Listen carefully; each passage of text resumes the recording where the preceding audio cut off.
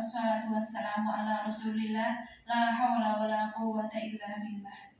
Yang terhormat Bapak Kepala SD Negeri Sojamerto 1, yang kami hormati Bapak Ibu Guru dan staf SD Negeri Sojamerto 1. Puji syukur atas kehadirat Allah Subhanahu wa Ta'ala yang mana telah memberikan kita nikmat sempat sehingga kita semua dapat berkumpul di ruangan ini dengan acara diseminasi budaya positif di sekolah tanpa halangan apapun.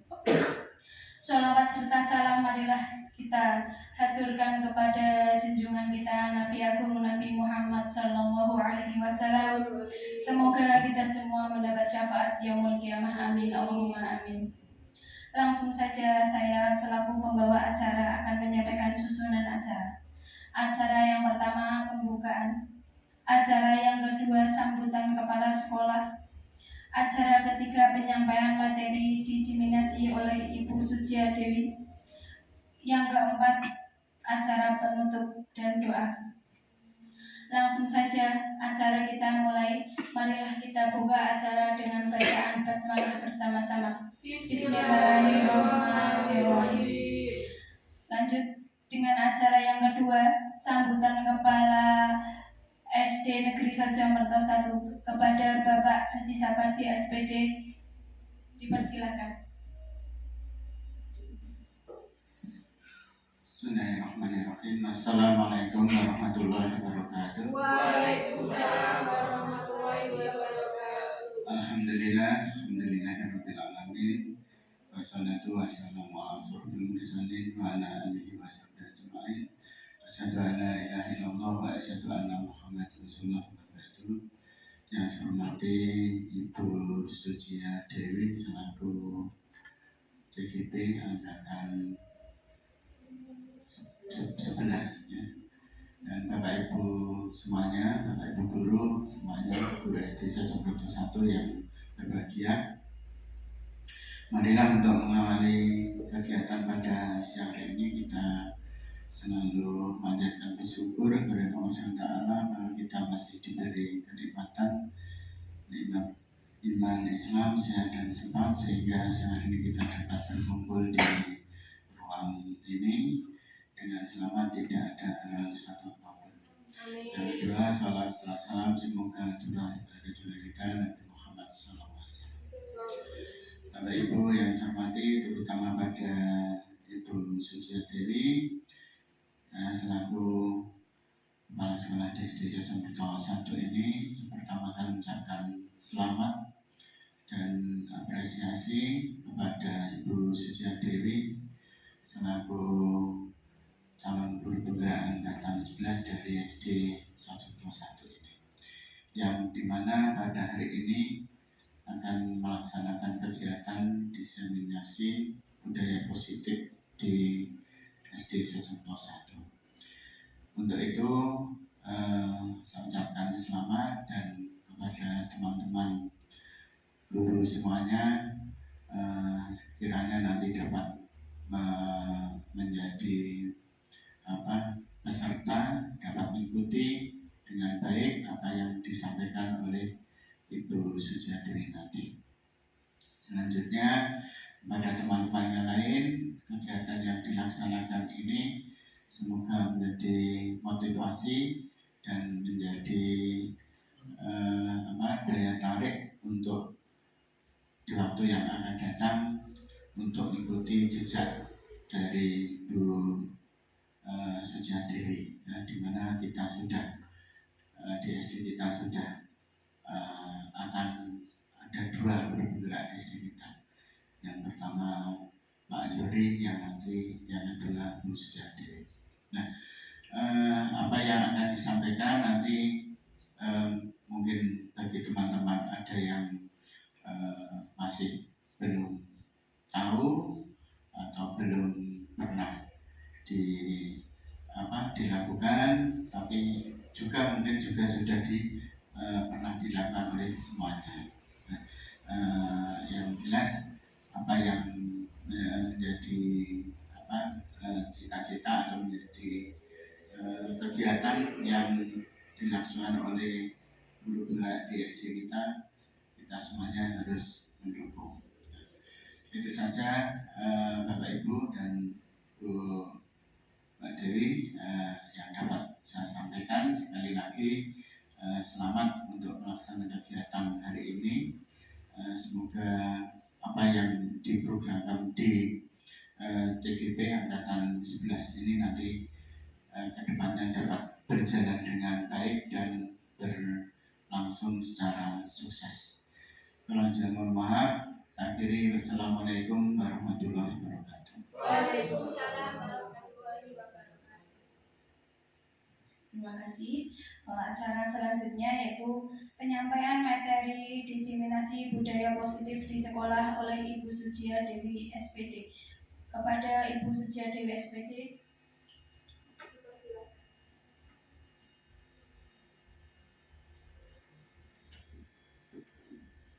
Bismillahirrahmanirrahim. Assalamualaikum warahmatullahi wabarakatuh. Waalaikumsalam warahmatullahi wabarakatuh. Yang terhormat Bapak Kepala SD Negeri 1 yang terhormat Bapak dan Ibu Guru SD Negeri 1. Pertama-tama marilah kita panjatkan puji syukur kepada Allah Subhanahu wa Ta'ala hingga hari ini kita dapat mengikuti acara saya di acara diseminasi penyebaran budaya positif di SD Negeri Sejomorto 1. Terima kasih untuk waktunya. Tidak lupa selawat dan salam kita junjungkan pada Nabi kita Muhammad Sallallahu Alaihi Wasallam yang kita nantikan sapanya nanti di yaumil qiyamah. Amin. Hari ini perkenankanlah saya untuk berbagi pengalaman. Jadi sharing saja, buatan mau tidak mau ini pamer ilmu atau apa, hanya berbagi pengalaman tentang budaya positif. Tugas ini untuk memenuhi aksi nyata pada modul 1.4 menyebarkan pemahaman dan pengalaman penerapan budaya positif untuk tugas CGP Angkatan 11. Sekali lagi terima kasih untuk waktu dan kesediaannya.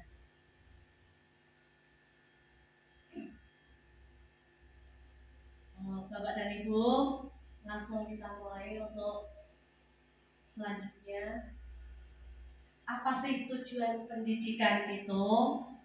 Tujuan pendidikan menurut KHD, Ki Hajar Dewantara, menuntut segala kodrat yang ada pada anak-anak agar dapat mencapai keselamatan dan kebahagiaan yang setinggi-tingginya, baik sebagai manusia maupun sebagai anggota masyarakat. Dalam konsep ini, pendidik hanya dapat menuntun tumbuh atau hidupnya kekuatan kodrat yang ada pada anak-anak agar dapat memperbaiki lakunya, bukan dasarnya hidup dan tumbuhnya kekuatan kodrat anak. Proses menuntun dapat dilakukan dengan menerapkan trisentra pendidikan, yaitu ing ngaso sungtulodo, ing madya maun karso tuturi handayani. Jadi kalau kita menyadari tujuan pendidikan itu sebenarnya kita itu hanya menuntun. Jadi anak-anak itu sudah memiliki bakat kemampuan masing-masing. Kita tidak bisa memaksa harus jadi apa, bagaimana, tapi kita menuntun, membimbing lewat trisentra pendidikan, yaitu ing ngarsa sungtulodo. Berarti kalau di depan kita memberi contoh, ing madya mangun karso berarti napa nggih? Di tengah membangun, memberikan gitu. Kemudian kalau tuturi handayani itu berarti memberikan motivasi. Ya. Lanjut nggih. Untuk kita yang materi untuk hari ini, materi diseminasinya adalah budaya positif. Apa sih budaya positif niku? Budaya positif niku berarti merupakan nilai-nilai atau keyakinan-keyakinan dan kebiasaan-kebiasaan di sekolah yang berpihak pada murid agar murid dapat berkembang menjadi pribadi yang kritis, penuh hormat dan bertanggung jawab. Ini kalau di lingkungan kita sebenarnya banyak sekali yang bisa kita laksanakan nih Bapak Ibu. Budaya positif, kebiasaan baik, nilai-nilai, keyakinan-keyakinan yang berpihak pada murid. Kemudian konsep utama budaya positif. Konsep utama budaya positif diantaranya adalah pembelajaran paradigma baru, kemudian disiplin positif, kemudian kebutuhan dasar manusia, kemudian motivasi perilaku manusia, posisi kontrol restitusi, keyakinan kelas, dan segitiga restitusi.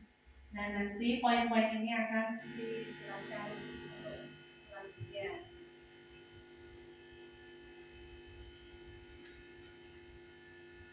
Sekarang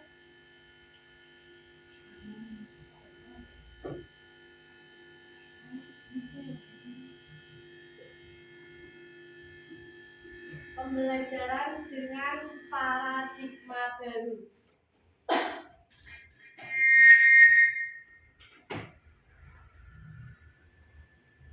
Pembelajaran paradigma baru itu dirancang berdasarkan prinsip pembelajaran yang berdiferensiasi sehingga setiap peserta didik belajar sesuai dengan kebutuhan dari tahap perkembangan untuk mewujudkan profil pelajar Pancasila. Nah, ini ada profil pelajar Pancasila yang jumlahnya itu dimensinya ada berapa ini Bapak Ibu? 6. Boleh kita nyanyikan bersama nggih? Pelajar Ayo, tak hitung 1, 2, 3. Pelajar Pancasila beriman dan bertakwa pada Tuhan yang Esa dan berakhlak mulia, berkebinekaan global, gotong royong mandiri, kreatif dan bernalar kritis. Pelajar Pancasila beriman dan bertakwa pada Tuhan yang Esa dan berakhlak mulia, berkebinekaan global, gotong royong mandiri, kreatif dan bernalar kritis. Tepuk tangan. Terima kasih. Ya. Nah, sekarang pembelajaran dengan paradigma baru ini saya jadi ingat dulu ketika uji coba Pak Eko ya, waktu dulu Pak Zuri itu ada yang menggenggam itu loh. Pak Eko sama Pak Pardi mungkin percobaannya masih ingat gak? Bisa diceritakan ketika menggenggam sesuatu kemudian ketika dirayu dipaksa apa yang terjadi Pak Eko dulu? Nggak mau. Itu bagaimana Pak Zuri minta ini pendapat dari Pak Yuri kan sudah ini apa filosofinya kalau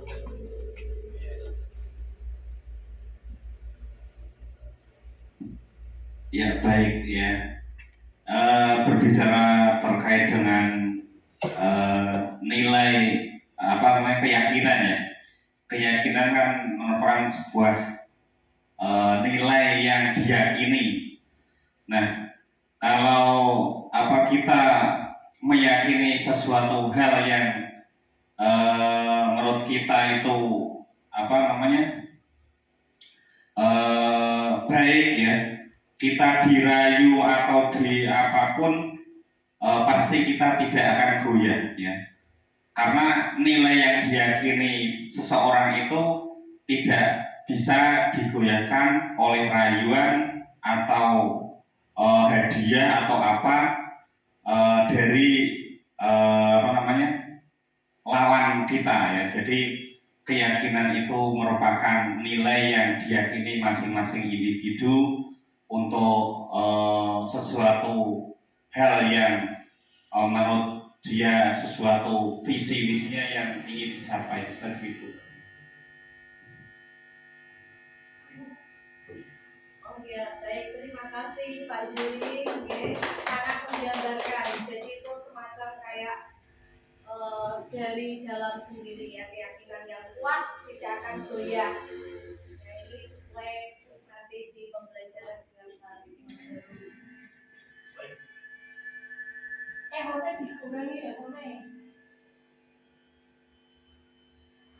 Kemudian lanjut ya.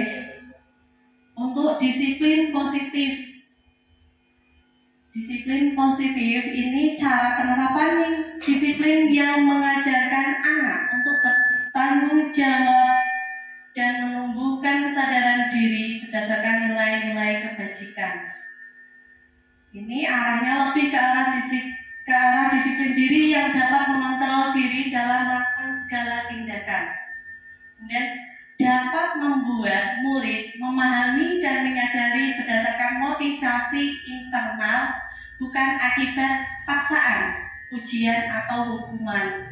Jadi pelaksanaan disiplin itu didasarkan lebih ke motivasi internal. Kalau harapannya, kalau hanya sekedar aturan, kadang-kadang sering terjadi pelanggaran disiplin. Itu, oke. Lanjut.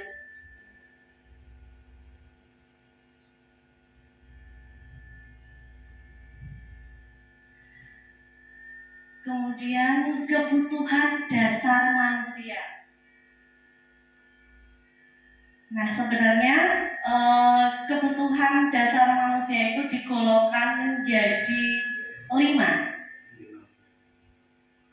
Yaitu yang pertama bertahan hidup, yang kedua kasih sayang dan rasa diterima, kemudian yang ketiga penguasaan, yang keempat kesenangan, kemudian yang kelima kebebasan.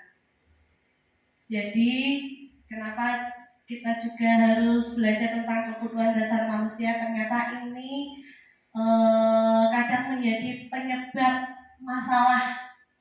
Kalau ada di antara 1 atau 2 atau semuanya itu tidak tercukupi, itu menimbulkan masalah. Bertahan hidup itu contohnya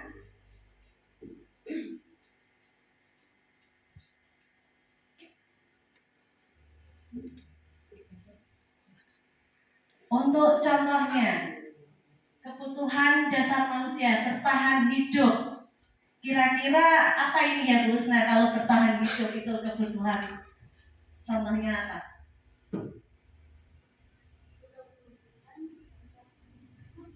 Iya, jelas nih. Makhluk hidup itu pasti makan, minum, itu untuk bertahan hidup. Kemudian kalau yang kedua, kalau menurut Bu Eni, kasih sayang dan rasa diterima. Kalau dari Bu Eni sendiri bagaimana? Contoh konkretnya. Iya, pada anak. Ya, berarti anak ini biasanya kan butuh diperhatikan, kemudian mereka merasa dilindungi. Jadi di dalam kelas atau di dalam sekolah itu mereka merasa ada yang mengayomi, ya, merasa diterima dan diperhatikan baik oleh teman-temannya maupun oleh Oh yes, setuju ya Bu Eni. Setuju dengan pendapat Bu Eni. Betul. Anak-anak kita itu butuh kasih sayang. Jadi Kira-kira kita sebagai guru sudah menyayangikah semuanya?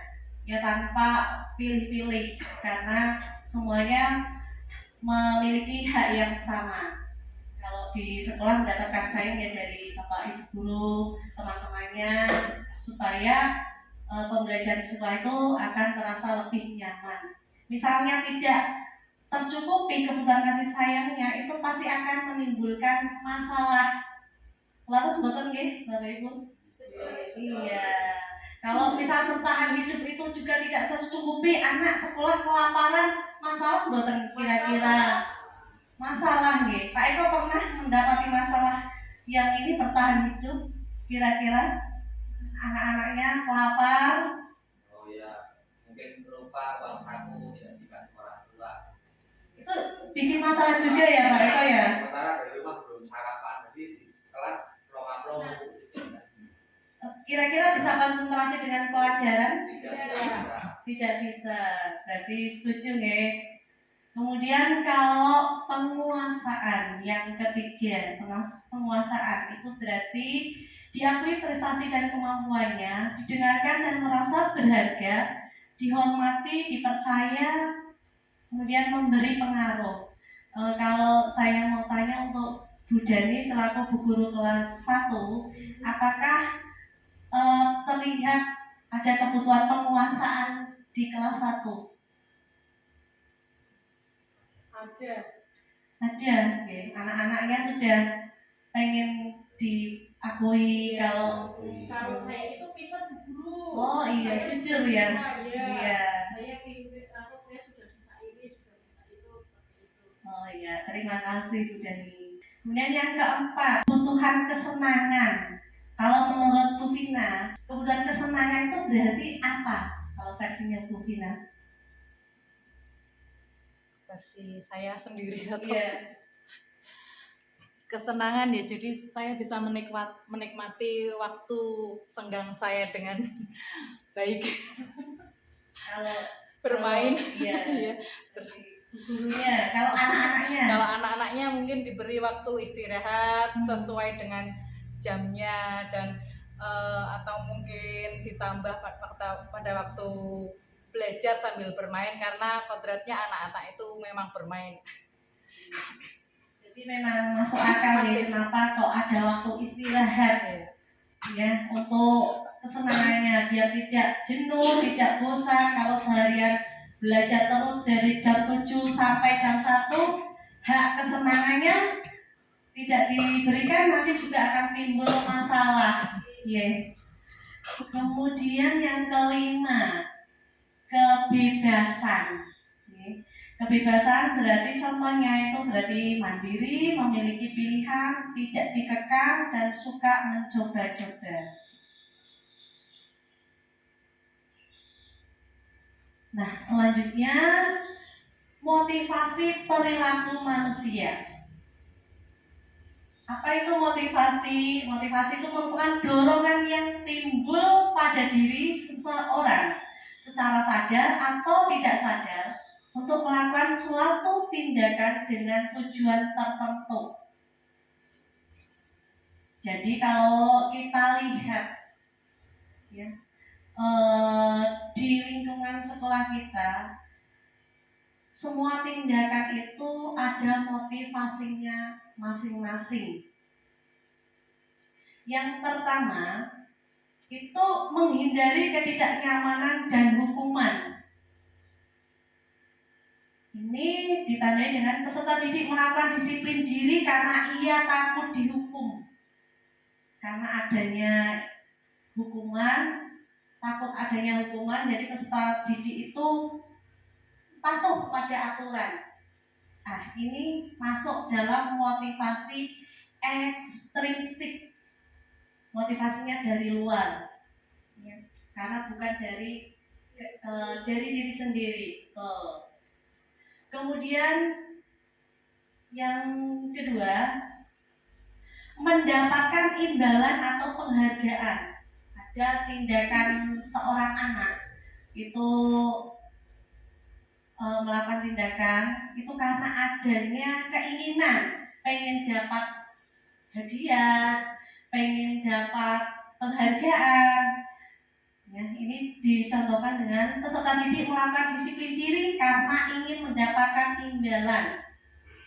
Berarti apa yang terjadi ketika ternyata imbalan itu kok tidak ada? Kira-kira apa yang terjadi nih Bapak Ibu nih? Kecewa. Iya, kalau kecewa berarti kan itu dari luar. Dia tidak sadar dari dalam diri hatinya sendiri. Nah, yang ketiga, menghargai nilai kebajikan diri sendiri. Nah, ini ditandai dengan peserta didik melakukan disiplin diri karena sadar akan nilai kebajikan pada dirinya sendiri atau motivasi intrinsik dari dalam.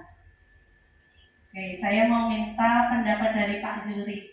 Kalau yang paling baik untuk anak-anak kita, idealnya itu yang mana supaya disiplinnya itu selalu tertata terus? Menurut saya kalau sulit teorinya itu Iya. ya kesadaran itu yang paling baik adalah kesadaran yang muncul dari dalam dirinya sendiri atau dari intrinsik dari diri siswa itu sendiri. Karena kalau kesadaran muncul dari hadiah atau hukuman, nanti kalau tidak ada hukuman, kalau tidak ada hadiah, si anak itu akan kembali melakukan kesalahannya atau melakukan apa? Kalau tidak ada hadiah, dia tidak ada motivasi. Tapi kalau kesadaran itu muncul dari dalam dirinya, tidak ada hadiah, ada yang melihat, tidak dia melihat, otomatis budaya posisi itu selalu akan dilaksanakan sampai dia dewasa. Menurut saya yang paling baik ya faktor dari diri. Oke, saya terima kasih Pak Yuri. Saya minta jawaban dari Bu Eni juga. Oke, mohon Saya malah mau tanya ini Bu. Jadi malah saya ingin menanyakan bagaimana menimbulkan rasa atau motivasi siswa yang dari dalam biar mereka itu tahu kebajikan dirinya sendiri dan melaksanakan itu setiap saat.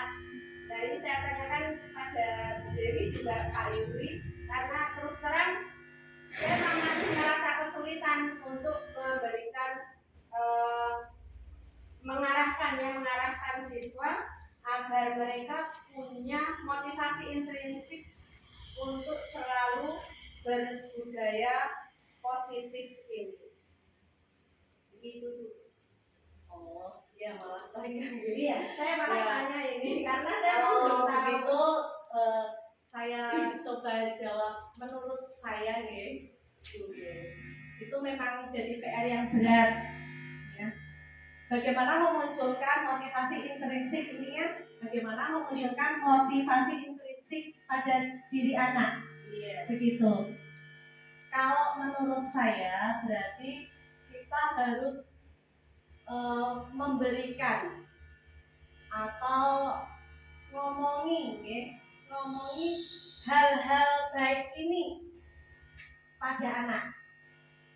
Kalau anaknya sudah sadar, sudah menerima, misalnya kalau datang sekolah itu harus pagi karena bukan dari yang lain-lain, memang dari dirinya sendiri, itu berarti gimana ya, memunculkan kesadaran, ngomongi anak ngeten jari kula Bu dengan dengan memberi contoh mungkin ya, dengan memberi contoh pada anak, nanti anak-anak akan ngerti atau sadar dengan sendirinya. Mungkin kalau saya seperti itu Bu. Kalau menurut Pak Yuri bagaimana Pak Yuri? Ya, baik. Saya menambahkan apa yang disampaikan oleh Dewi ya. Untuk menumbuhkan nilai kebajikan yang datangnya dari dalam dirinya sendiri, yaitu bisa kita laksanakan menggunakan itu yaitu segitiga restitusi itu ya. Jadi apabila anak melakukan kesalahan, dia tidak langsung dihukum, tapi distabilkan dulu emosinya, ya. Keadaannya dilakukan, terus kita cari apa yang menyebabkan si anak itu melaksanakan kesalahan. Tidak langsung kita, kamu ini gimana, datang terus seperti itu. Jadi stabilkan dulu emosinya, terus kita mencari tahu penyebab-penyebab yang melatar belakangi si anak itu, terus kita yakinkan di dalam dirinya. Kamu yakin apa tidak kalau kamu setiap hari berangkat pagi itu akan membawa hal positif yang akan membawa kamu hidupnya bisa lebih baik gitu. Jadi kita tanamkan keyakinan-keyakinan dalam diri si anak itu. Nah, ini memang yang dilakukan seperti ini tuh memang baru menurut saya di dunia pendidikan ini, karena kalau pendidikan zaman dulu kan pasti lewatnya hukuman, lewat hadiah gitu. Nah, melalui program ini, guru penggerak ini, kita dialihkan menurut saya untuk meyakinkan nilai-nilai positif itu datang dari individu si anak itu. Jadi kita tanamkan keyakinan-keyakinan meskipun sedikit demi sedikit lah, mungkin suatu saat anak itu akan teringat keyakinan-keyakinannya yang bisa membawa kehidupan si anak itu lebih baik lagi. Terima kasih Pak Juri. Begitu Bu Eni menanamkan keyakinan. Salah satunya menerapkan proses segitiga restitusi nanti kalau ada masalah. Oke. Terima kasih sekali Bu Dewi ilmunya. Memang bagus sekali ya kalau saya dengar tadi, dan harapan saya mungkin juga harapan semuanya itu kalau kita terapkan bersama-sama, saling bersinergi, saling melanjutkan budaya-budaya positif seperti itu di semua jenjang kelas.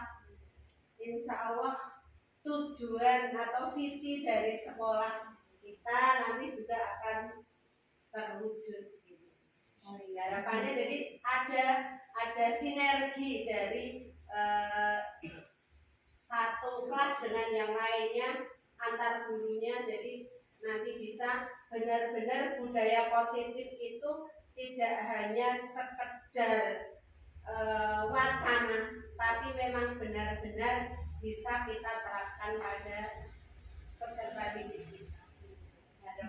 Terima kasih Bu Eni, betul sekali. Berarti budaya positif itu harus berkelanjutan. Budaya positif yang sudah diterapkan di kelas 1 jangan sampai berubah di kelas 2. Yang budaya positif yang sudah di kelas 2 harus lanjut sampai budaya di kelas 3, kelas 4, kelas 5, dan kelas 6. Itu harapannya. Sampai nanti lulus, betul.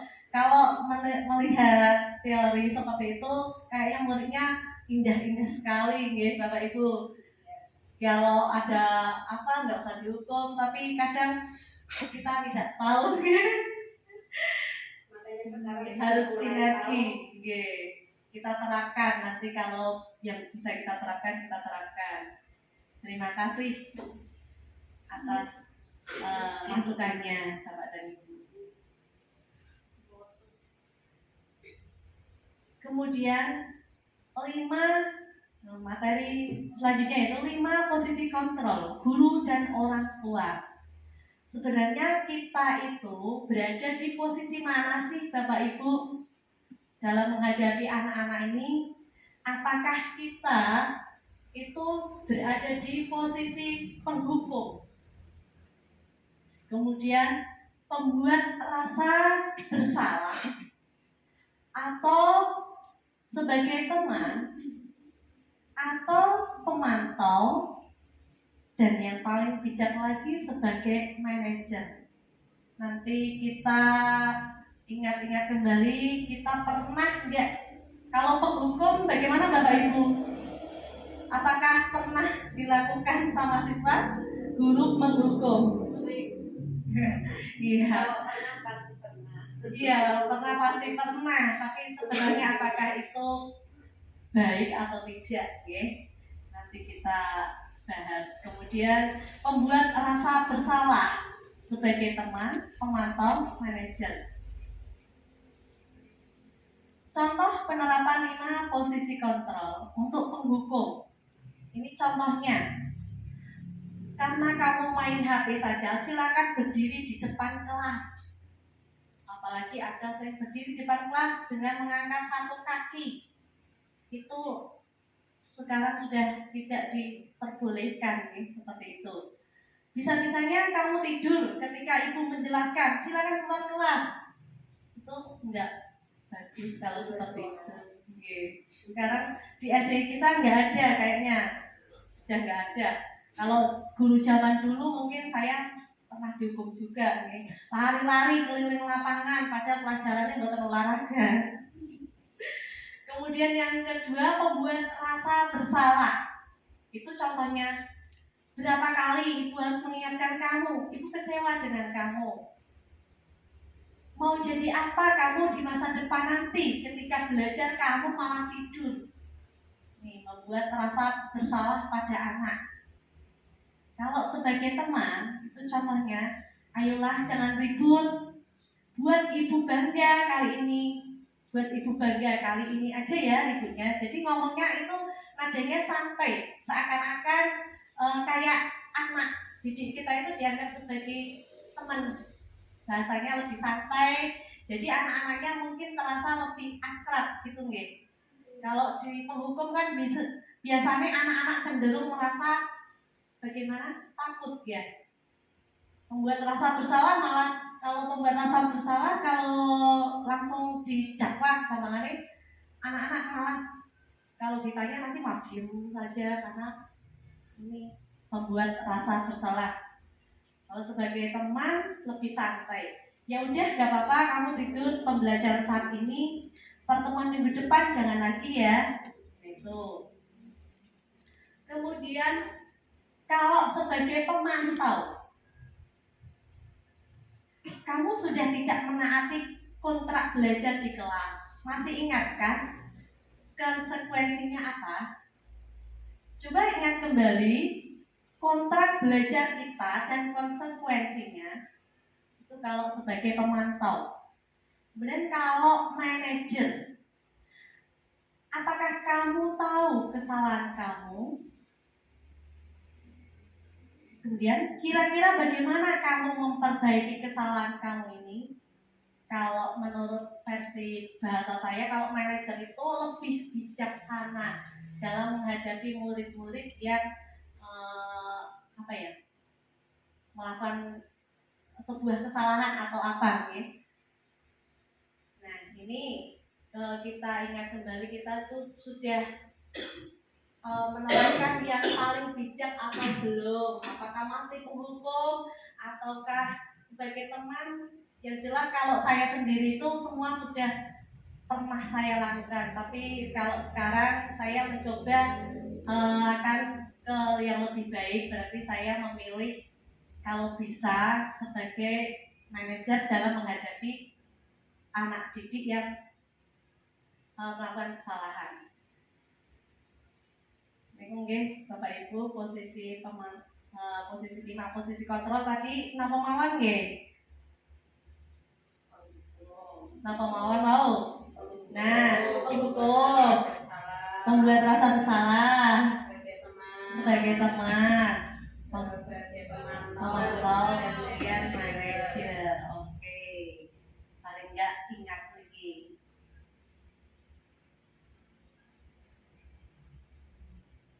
Sekarang keyakinan kelas. Keyakinan kelas adalah seperangkat nilai dan prinsip yang disepakati bersama oleh guru dan siswa untuk memandu perilaku dan interaksi di dalam kelas. Nah, ini ada pertanyaan. Mengapa keyakinan kelas? Mengapa kok tidak peraturan kelas saja? Nah, saya minta Pak Yuri berbagi pengalaman tentang ini. Mengapa kok keyakinan kelas? Mengapa kok keyakinan kelas bukan peraturan kelas ya? Menyambung yang saya sampaikan di awal tadi ya, bahwa keyakinan itu merupakan sebuah nilai yang diyakini seorang. Kalau sudah menyangkut nilai dan keyakinan itu pasti mempunyai siswa itu akan memiliki kemauan yang kuat untuk melaksanakannya. Kalau peraturan kan sekedar, maksudnya peraturan itu kan dibuat oleh sebuah instansi, tapi keyakinan itu kan muncul dari dalam diri sendiri. Otomatis kalau sudah muncul dari dalam diri sendiri, individu tersebut akan sadar dan pasti akan durasinya itu akan lama, teringat lama, sehingga bisa menimbulkan nilai-nilai yang baik di dalam diri individu tersebut. Terima kasih Pak Yuri. Ya. Untuk keyakinan kelas itu berarti nanti akan lebih mengenang, Ya, bermakna, dan lebih bermakna. Jadi tidak hanya sekedar takut pada peraturan. Kenapa kita memiliki keyakinan kelas? Ada tambahan juga, okay. Sebenarnya beda keyakinan kelas dan peraturan kelas itu apa sih? Keyakinan kelas itu terbentuk atas dasar kesepakatan semua murid dengan tuntunan dan bimbingan guru. Keyakinan kelas merupakan hasil diskusi mufakat bersama. Apa saja yang menjadi aturan yang dituangkan, poin apa saja yang dimasukkan ke dalam keyakinan kelas yang dibuat, serta apa konsekuensi yang diterima jika kita melaksanakan atau melanggar keyakinan tersebut. Jadi berdasarkan kesepakatan bersama. Sementara peraturan kelas itu dibuat disusun oleh satu pihak. Biasanya seperti itu, hanya satu pihak. Yaitu bisa ini dalam contohnya kalau peraturan kelas ya biasanya dulu tanpa ada konsekuensi bersama, sehingga reward atau punishment yang diterima merupakan satu arah sebagai imbas dari aturan yang ditetapkan sepihak oleh guru. Penghargaan atau hukumannya itu hanya satu arah saja. Itu mungkin Bapak Ibu kenapa keyakinan kelas, kenapa tidak peraturan kelas baiknya, karena kalau keyakinan kelas itu akan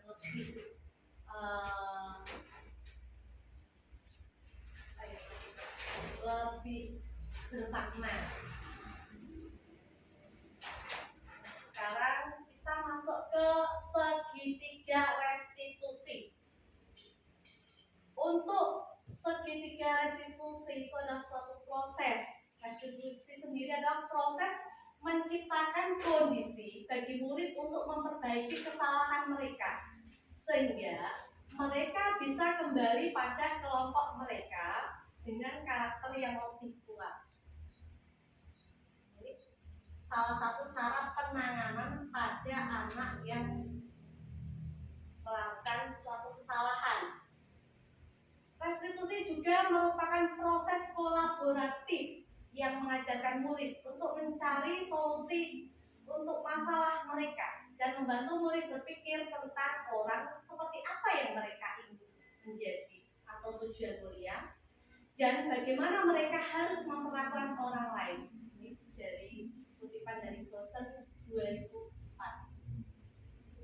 Nah, jadi ketika restitusi ada 3 tahapan proses penyelesaian bagi siswa yang melakukan kesalahan. Kira-kira apa sih segitiga restitusi itu?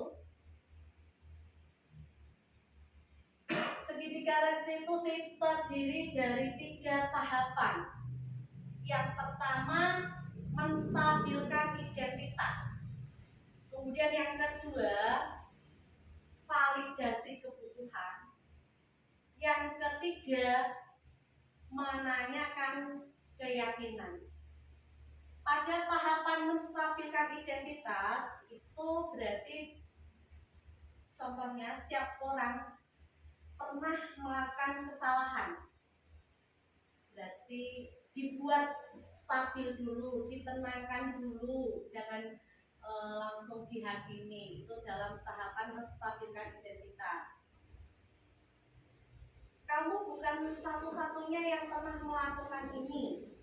Nah, jadi kesalahan itu wajar. Siapapun pernah melakukan kesalahan karena bukan manusia yang sempurna. Untuk tahap validasi kebutuhan, contohnya, kamu tentu punya alasan mengapa melakukan itu. Ditanya alasannya apa, kemudian adakah cara yang lebih efektif untuk mendapatkan apa yang kamu butuhkan. Itu pada tahap validasi kebutuhan. Tahap yang ketiga, tahap yang terakhir pada segitiga restitusi, yaitu menanyakan nilai-nilai apa yang telah kita sepakati, mengingatkan kembali sebenarnya keyakinan apa yang sudah disepakati. Dan kamu ingin menjadi orang yang seperti apa? Jadi di sini anak itu mulai ditanya bagaimana langkah yang dilakukan setelah melakukan kesalahan. Itu pada tahapan menanyakan keyakinan. Solusinya dari mereka sendiri, bukan dari kita yang memberikan solusi. Nah sekarang pada praktek kegiatan, mriki badhe kula saya tampilkan kegiatan awal tahun. Nanti ada praktik segitiga restitusi di kelas 6, kemudian tanggapan dan refleksi siswa.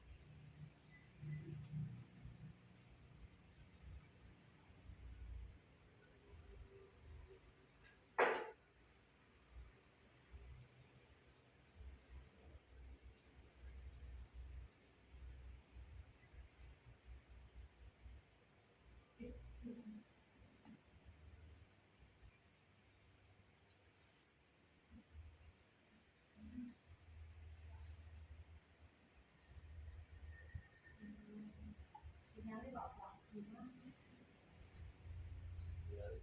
Sinyalnya ya siswa.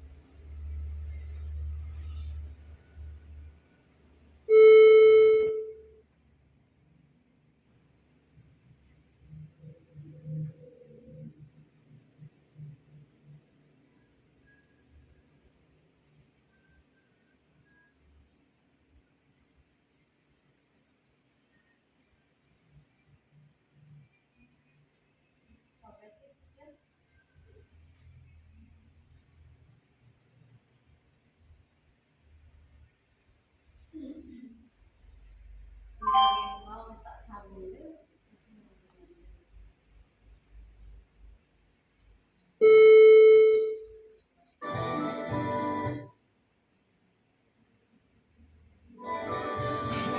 Dalam sini ada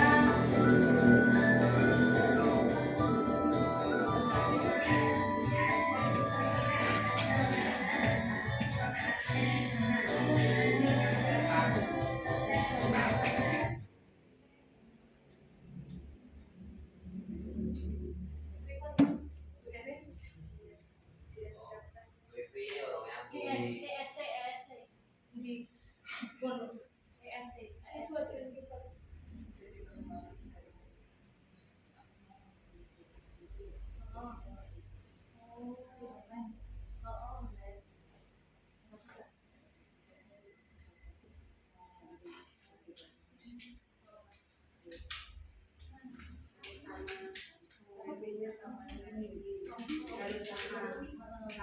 Kalau online harus sama dengan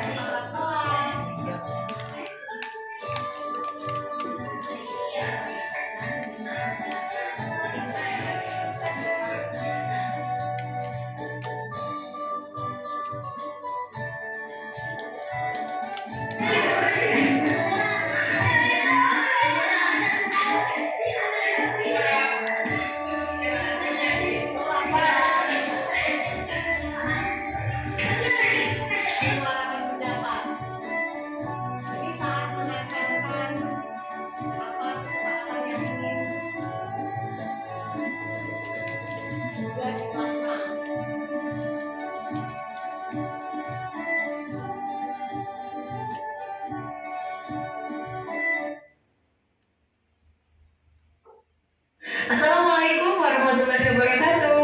Halo semuanya, perkenalkan nama saya Neneng Amber.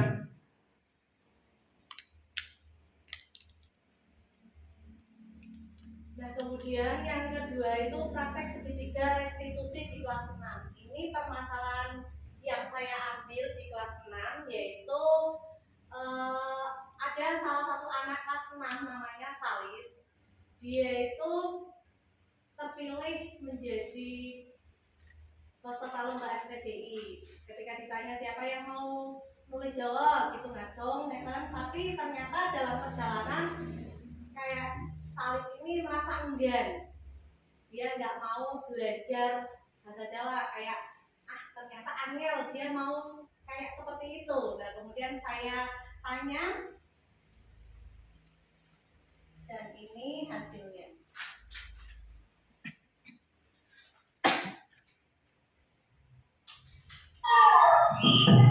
Assalamualaikum Bu.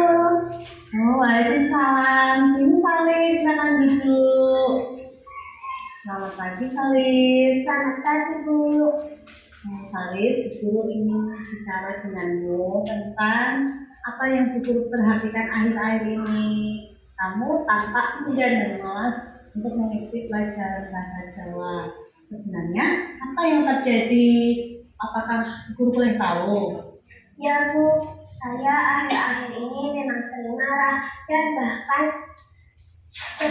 cenderung berontak. Itu karena saya sangat benci dengan pelajaran bahasa Jawa Bu. Sejak latihan perdana, saya merasa kesulitan dan kebingungan. Saya sulit menghafalkan aksara Jawa Bu. Saya tidak bisa lancar membaca dan menulis huruf Jawa Bu. Kepala saya suka pusing kalau melihat aksara Jawa Bu.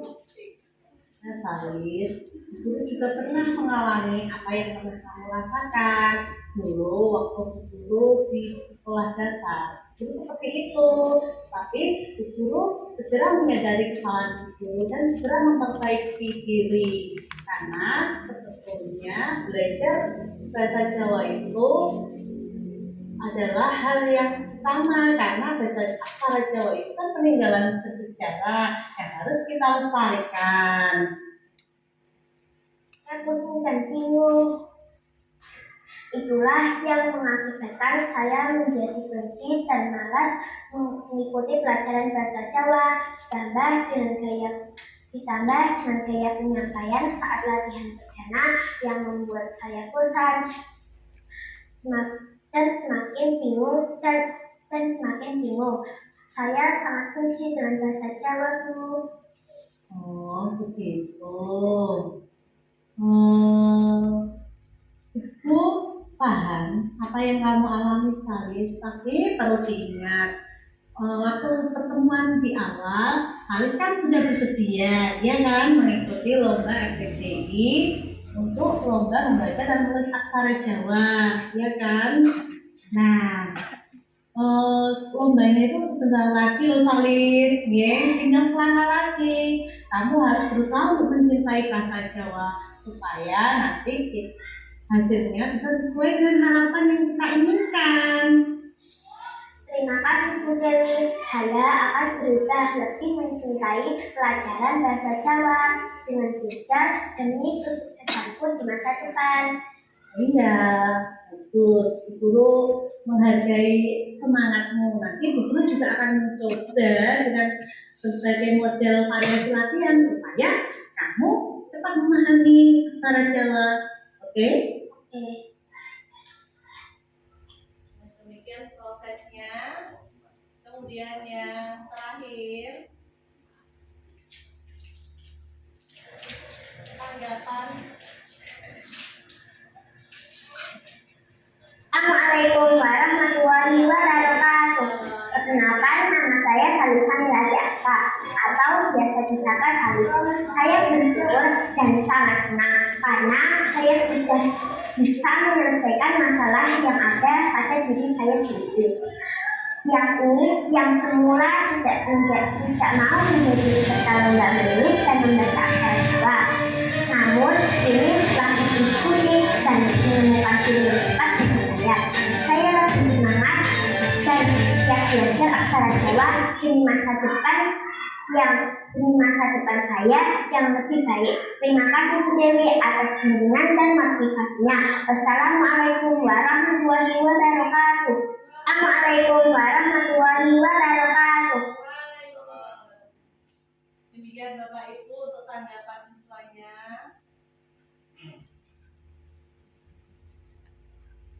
Kemudian yang ini untuk pertanyaan untuk diri kita sendiri, refleksi diri. Sudahkah kita menerapkan budaya positif di sekolah? Itu kita jawab diri sendiri, ya, dengan pembuktian kita selanjutnya. Yang kedua, ingin menjadi orang yang seperti apakah kita ke depannya? Kemudian yang ketiga, selama ini apakah kita sudah menerapkan pembelajaran yang berpihak pada siswa? 3 pertanyaan itu untuk renungan kita. Dan yang terakhir, terima kasih Bapak dan Ibu. Apa yang saya sampaikan semoga bisa menjadi informasi atau pengalaman. Terima kasih dari saya, mohon maaf segala kekurangan. Wassalamualaikum warahmatullahi wabarakatuh. Waalaikumsalam warahmatullahi wabarakatuh.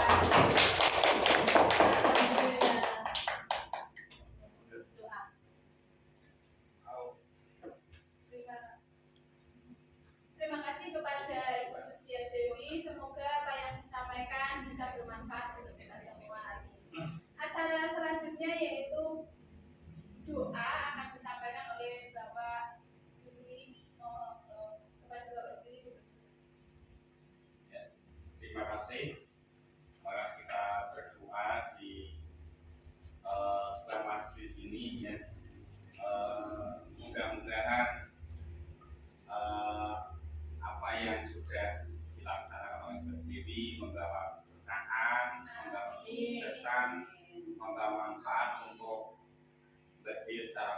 berjanji dan kita di sini yang hadir pada acara hari ini mudah-mudahan semuanya membawa sosial untuk diri kita semua. Al-Fatihah. A'udzubillahi minasyaitonir rajim. Bismillahirrahmanirrahim.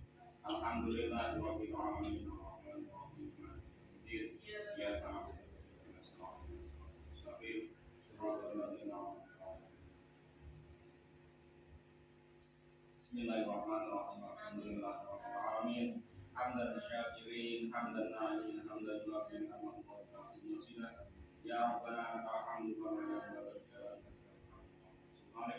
Salatan tunjina biha min jamil aqdal wal afwal wa taqbilana biha min jamil al-hajat wa tutahhiruna biha min jamil sayyi'at wa tarfa'una biha ila al-a'la darajat wa tuqallina biha min aqsal ghayat min jamil al-hajat wa tarfa'una Allahumma inna nas'aluka asma'an bina wa afdatan fil jasadina wa syahadatan fil bina wa barakatan fil rizqina wa tawbatan qabla al-maut wa rahmatan min al-maut Allahumma wina alaina fi syakaratin wa najatan min nar wal aqwa al-hisab Rabbana zalamna anfusana wa lam taghfir lana wa tarhamna lanakunanna minal khasirin Allahumma a'inni ala dzikrika wa syukrika wa husni ibadatik Rabbana la tu'akhidna in nasina aw akhtana Rabbana wa la tahmil alaina isran kama hamaltahu 'ala alladziina min qablina Rabbana wa la tuhammilna ma la taqata lana bihi wa'fu 'anna waghfir lana warhamna anta maulana fansurna 'alal qaumil kafirin Rabbana atina fid dunya hasanah wa fil akhirati hasanah wa qina adzabannar walhamdulillahi rabbil alamin. Terima kasih. Terima kasih. Acara yang selanjutnya yaitu penutup. Mari kita tutup dengan adzan. Alhamdulillahirabbil alamin. Billahi taufiq wal hidayah. Assalamualaikum warahmatullahi wabarakatuh.